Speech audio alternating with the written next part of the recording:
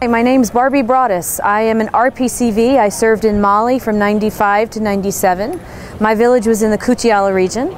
I was an agriculture volunteer in cotton country in Mali. So in looking for work, I decided to work with women, because if you want to change the world, you've got to work with the women.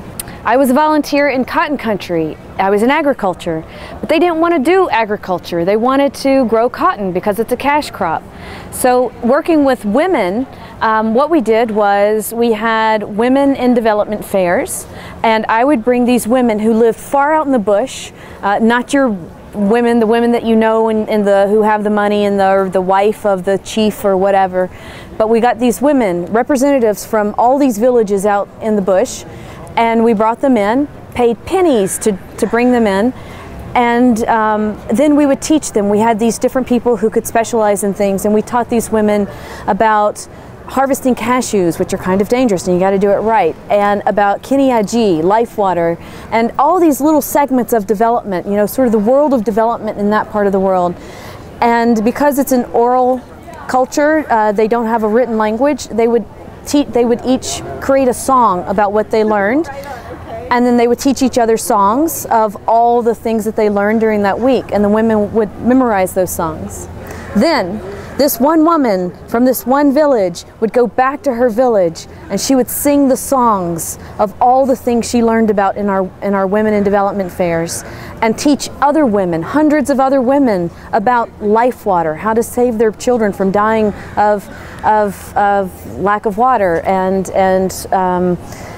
food safety, and how to make money, and how to add and subtract. And it was fantastic, and it was a big impact with a low dollar amount. My name is Freddy Lynn Healy, and I served in Peace Corps in 2004 to 2006, and it was the country of Mali, Africa, and I was about 6 hours bus drive down out of Bamako, closer to Cote d'Ivoire, and I was out in a village about 10 miles off into the woods, and I lived with a tribe of about 500 people, and we worked agriculture, and my big thing was the moringa tree, and I helped the school children, about 400 of them, and we planted about 400 of the trees. I think the memory would be, I was age 66 by the time I went to Peace Corps. My village, the average was they died off at 49. And so you can just imagine on a bicycle, and the women were not allowed to ride bicycles. Here I come on a bicycle.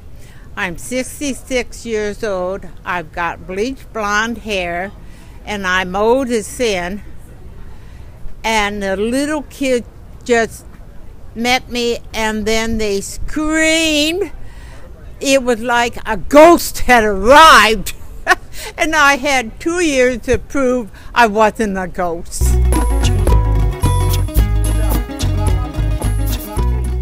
Hi, my name is Lanone, and I served in the Peace Corps in Mali, West Africa from 2002 to 2004. I lived in a village called Lofige, and it was in the region of Kajiolo, Sakasso. Well, when Peace Corps dropped me off in my village, they unloaded my mattress and my backpack, and I watched the vehicle just drive away, and I was petrified. In the middle of, you know, Africa, I'm thinking to myself, what am I doing? I don't even speak their language. And then, you know, just a few months into my service, actually probably within the first month, there was a coup in Cote d'Ivoire, and I was right there on the border, and was evacuated from my site, but then went back a few weeks later because it was deemed safe. And There was two paved roads in Mali, all of Mali, and I hitchhiked everywhere. So it went from being really afraid to, hitchhiking everywhere, even though that there was turmoil nearby. It was a completely safe country and really amazing experience.